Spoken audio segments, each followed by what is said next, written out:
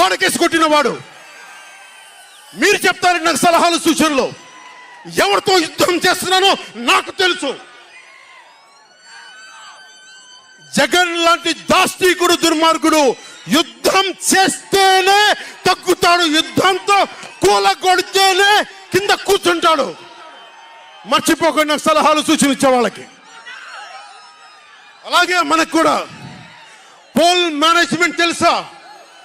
Organisation బలం ఉందా? సంస్థాగతంగా పాతికిపోయిన తెలుగుదేశం పార్టీలతోటి మనం పోటీ పడగలమా? 800 నుంచి 1000 మంది బూత్ కార్యకర్తలు ఉన్నారా మనకి ప్రతి నియోజకవర్గంలో? 1000 మందికి 50 రోజులు ఎంతో కొంత డబ్బులు ఇస్తూ భోజనాలు పెట్టే సత్తా మన నాయకత్వానికి ఉందా? మన నాయకత్వం ఇంకా ఎదుగుతూ ఉంది. వెయిట్ చేయాలి. ఈలోపు రాష్ట్రాన్ని జగన్ పాలిట కానివ్వం.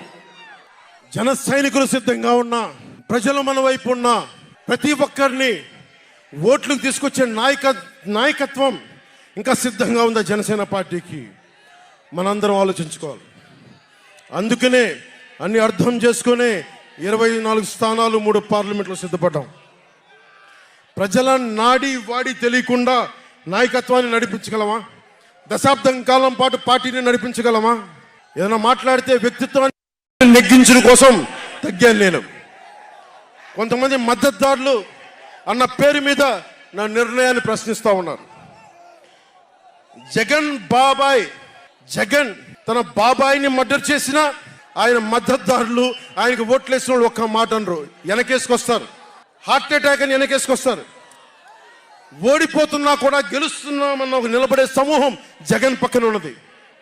వేలాది కోట్లు, లక్షల కోట్ల ఆస్తులు ఉన్నా కానీ అక్రమంగా సంపాదించాడు అని అందరికీ తెలిసిన వెనకేసుకొచ్చే సమూహం వైఎస్ జగన్ సమూహం. ఇక్కడ నేను ఏమి చేయకపోయినా, ఏ మాటలు జగన్ నిలబెట్టుకోకపోయినా అద్భుతం, ఆహా ఓహో అనే సమూహం జగన్ వెనక ఉంది. దళితుడిని చంపి డోర్ డెలివరీ చేసినా కానీ వెనకేసుకొచ్చే సమూహం, ఫీజు రీయింబర్స్మెంట్లు ఆపేసినా కానీ వెనకేసుకొచ్చే సమూహం. 2019లో నేను 2019లో పరిమితమైన స్థానాల్లో పోటీ చేసి గెలిచుంటే మట్టుకు ఆ రోజున జనసేన ఈ రోజున రికగ్నైజ్డ్ పొలిటికల్ పార్టీ అయిపోయింది. నా వ్యూహాన్ని ఎవరు తప్పు పట్టకండి. ప్రజల్ని క్షేమాన్ని ఆకాంక్షించే వ్యూహం నాది. కానీ జగన్ ఏమో ఒకవైపు ఎవరు ప్రశ్నించరు, వాళ్ళ సమూహం. నా సమూహం నన్ను ఎందుకు ప్రశ్నిస్తున్నారు? మీరెందుకు ప్రశ్నిస్తున్నారు? జగన్ మర్డర్లు చేసిన, వారి అనుయాయులు మానభంగాలు చేసిన, దోపిడీలు చేసిన, దారుణాలు చేసిన అందరూ జగన్ వెనకేసుకొస్తారు. నేను నా డబ్బులు తిన్నానా? వేలాది కోట్లు సంపాదించానా? పదవులు అనుభవించానా? ఏం అనుభవించాను నేను 10 సంవత్సరాల నుంచి? అవమానాలు, తిట్లు తప్ప ఏం తిన్నాను నేను? ఏం సంపాదించుకున్నాను? కష్టపడి డబ్బులు సంపాదించుకొని పార్టీలకే కదా పెట్టింది నేను. నన్ను ప్రశ్నిస్తారు మీరు నిజంగా మటుకు నా మద్దతుదారులు అయితే నన్ను ప్రశ్నించకండి. నా వెంట నిలబడి నాతో పాటు నడవండి, మా జన సైనికుల్లాగా, మా వీర మహిళల్లాగా. ప్రశ్నించకండి నన్ను. ఎవరికుంది ఓపిక? ఈ దేశం కోసం, సగటు మనిషి కోసం కన్నీళ్లు కార్చే శక్తి ఉందా ఎవరికన్నా? ఎక్కడో విదేశాల్లో కూర్చొని, టీవీల్లో కూర్చొని నన్ను ప్రశ్నించడం కాదు, నాతో నిలబట్టడం నేర్చుకోండి అందరూ, నన్ను ప్రశ్నించే వాళ్ళంతా. మీరు వెనక నా మద్దతుదారులు అయితే నా వెంట నడవండి, నిలబడండి. నాతో నడిచేవాడే నా వాళ్ళు. నేను ఎప్పుడు కూడా ఒక నియోజకవర్గం దృష్టిలో లేదు. నాకు దేశం ఉంది, మానవత్వం ఉంది, మన ఆంధ్రప్రదేశ్ ఉంది, తెలుగు ప్రజల, తెలంగాణ ప్రజల నేల ఉంది. నాకు తెలంగాణ నేల ఉంది నా దృష్టిలో. ఒక నియోజకవర్గం గురించి నేను ఎప్పుడు ఆలోచించలా. రాష్ట్ర ప్రయోజనాల కోసం ఆలోచించాను కానీ అరే నేను ఒక నియోజకవర్గాన్ని డెవలప్ చేసుకోవాలి నేను నిజంగా ఆలోచించలేదు. నేను ఒకటే అనుకున్నా, నేను ఇంతమంది కోసం పనిచేస్తున్నప్పుడు నా కోసం ఆలోచించే ఒక నియోజకవర్గంలో ఉండి కొంతమంది పనిచేస్తారని ఆశించాను. దురదృష్టం, అనుకున్నంత పని చేయలేకపోయారు. సంతోషం. ఒక నియోజకవర్గం వ్యక్తిని కాదు నేను. ఓడినప్పుడు మీతోనే ఉంటాను, గెలిచినప్పుడు మీతోనే ఉంటాను. నేను ఎక్కడి నుంచి పోటీ చేసినా సరే. పవన్ కళ్యాణ్తో స్నేహం అంటే చచ్చేదాకా. పవన్ కళ్యాణ్తో శత్రుత్వం అంటే అవతల వాడు చచ్చేదాకా.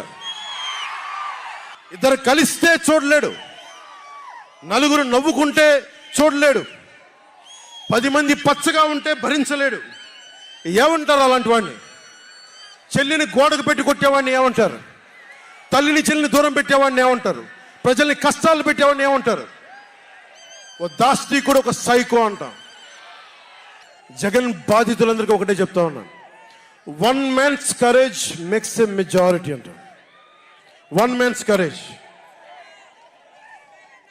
జగన్కి సంబంధించినంత వరకు పవన్ కళ్యాణ్ అంటే 3 పెళ్లిళ్ళు 2 విడాకులు. అతని దృష్టిలో 4 పెళ్లిళ్ళు అంటాడు. మరి ఆ 4వ పెళ్ళం ఎవరో తెలియదు, జగన్ ఏమో నాకు తెలియదు. మరి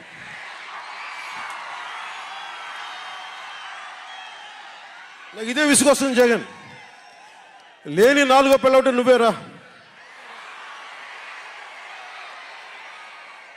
నేను ఎప్పుడైనా సరే భారతి గారికి కూడా చెప్తున్నాను, మేడం భారతి గారు, మీరు ఊహించుకోండి, మేము ఎప్పుడన్నా సరే మిమ్మల్ని చాలా గౌరవంగా భారతి గారు, మేడం భారతి గారు అంటాం.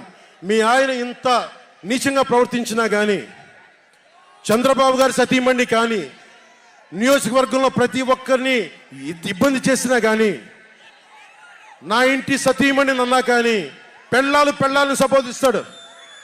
ఆ మాట మిమ్మల్ని అంటే ఎలా ఉంటుంది భారతి గారు? ఆలోచించండి ఒకసారి.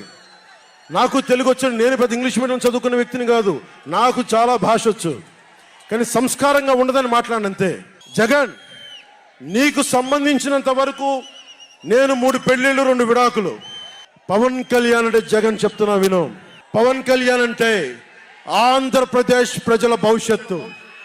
పవన్ కళ్యాణ్ అంటే ఈ దేశపు యువత కాలంలో, పవన్ కళ్యాణ్ అంటే కన్నీళ్లు తుడిచే చెయ్య, పవన్ కళ్యాణ్ అంటే అర్ధరాత్రి పరిగెత్తుకుంటా వచ్చి ప్రాణాపాయంలో ఉన్న 108 అంబులెన్స్, పవన్ కళ్యాణ్ అంటే ఆడబిడ్డలకి రక్షణగా ఉండి చేతికి కట్టే రాఖీ, పవన్ కళ్యాణ్ అంటే పెద్దోళ్ల భుజం మీద ఉన్న కండువ, గర్వంతో ఎగిరే జాతీయ జెండా పవన్ కళ్యాణ్ అంటే.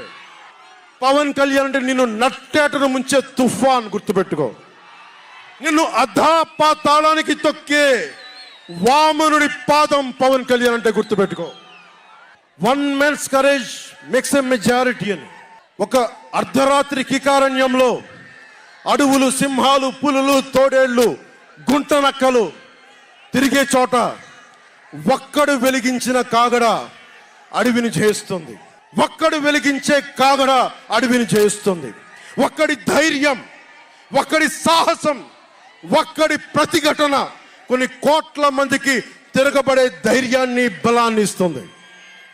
మహాత్మా గాంధీ, అల్లూరి, నేతాజీ, బాబాసాహెబ్ అంబేద్కర్ ఇలాంటి మహానుభావులు ఎందరో స్ఫూర్తిని తీసుకొని వారి అడుగు జాడల్లో నేను ఒక్కడినే 2014లో ఒక గొంతుకెత్తాను, ఒక్క అడుగు ముందుకేశాను, ఒక్క ప్రతిఘటన చేశాను, ఒక్క యుద్ధం మొదలుపెట్టాను.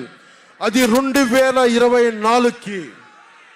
అక్కడ దూరంగా ఉన్న వాటి మీద ఎక్కి ఉన్న జన సైనికులు, విదేశాల్లో కూర్చున్న తెలుగు ప్రజలు, ఎక్కడో టీవీల్లో వీక్షిస్తున్న మహిళలు, పెద్దలు, పిన్నలు, ఉద్యోగం మరి ఆపేసి, పని పక్కన ఆపేసి టీవీలో కూర్చొని చూస్తున్న ఈ ఉపన్యాసాన్ని చూస్తున్న ఒక సగటు యువకుడు భవిష్యత్తు ఎలా ఉంటుంది?